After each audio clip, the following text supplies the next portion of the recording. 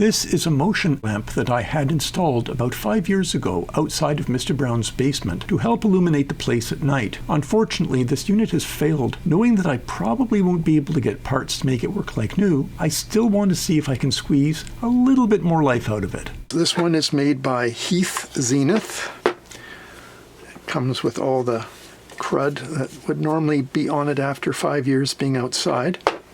What I could see was that one head would flicker very badly. I'd like to demonstrate for you what it does, and yes, it's incredibly annoying. And to do that, I'm going to have to connect 110 up to it. It's going to be bright. We'll see what happens.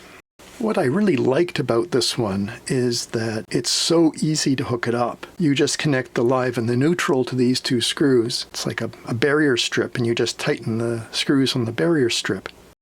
And when you are ready to attach the lamp to this mounting plate, these pins keep it aligned perfectly so it fits in like a glove. Every bit helps when you're working on a ladder which is not quite long enough to reach.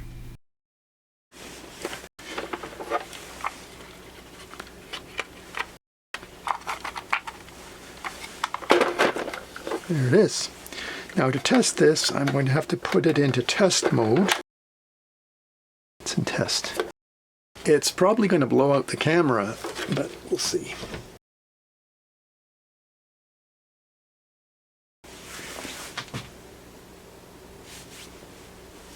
Not yet.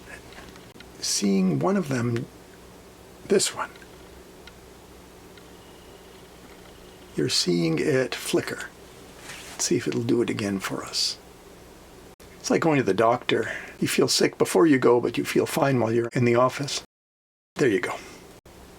Now the other one is fine. Oh, it went out. Yeah, this one here has an issue. Here it is, slowed down to 10%. You can see that the left side of the left lamp head is going out completely. This one over here. Let's turn off the power. It's off. There are foam cushions here. Let's see if I can get one of them out. Now, maybe they're covering screws. Okay, this one is out, and no, they're not covering screws at all. It's covering plastic clips that hold in the lens. Let's get these things out. These are the places where plastic hooks are. I'm going to destroy them with a grinding tool because there's no easy way to push them all in at once so that this lens falls out. I got in there with a grinder. It gives me a place to pry out the plastic.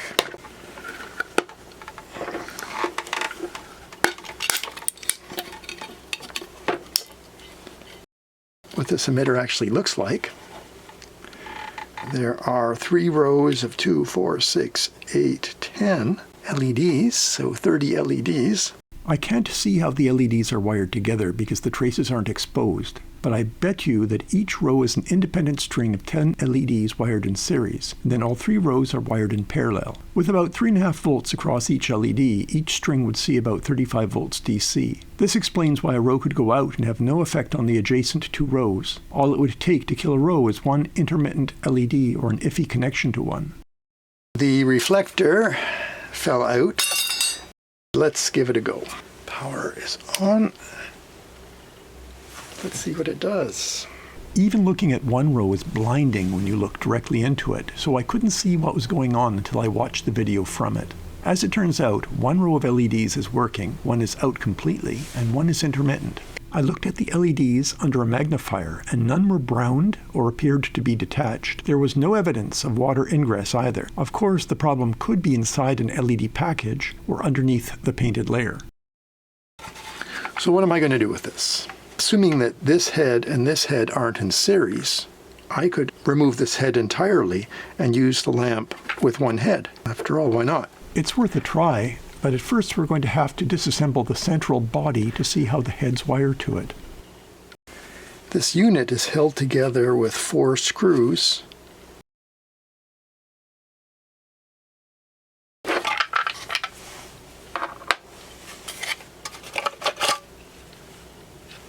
Okay, that's the whole thing. Each lamp head plugs into this board with a large 2-pin JST connector. The motion sensor plugs into the board with a small 4-pin JST connector. Nothing should be charged up, but still I'm going to be careful. There's not a lot in there. Here's the bottom of the printed circuit. A lot of surface mount stuff happening here. This head and this head are connected in parallel. By pulling one out, the power supply will be doing less work. Let's make it happen. There we go. And now I should be able to put it back together. And for this, I don't think it's worthwhile trying to stick part of this back on. I can just cover this with some silicone, and no one will be the wiser, except everyone who watches this video. Those two orange capacitors, 470 microfarads at 50 volts. Failure of the electrolytic capacitors is common in LED lamps because they're operated at high temperatures where there's little ventilation for them. Often, but not always, they're bulged at their top vents. These look fine. I'm sure these capacitors are rated for, well, certainly below zero to some fairly high temperature. This one, this green one here, says 105 C. So no, they didn't cheap out on the capacitors.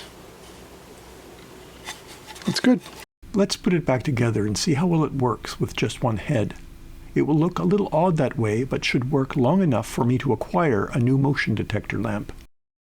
It's back together, and time to give it a test.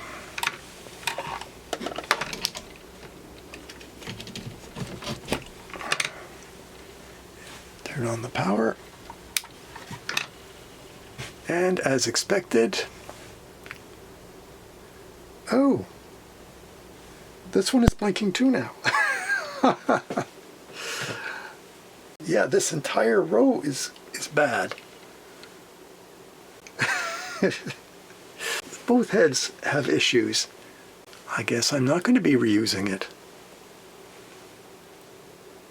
I guess I'll just salvage the motion sensor and use that for something. There's nothing wrong with it.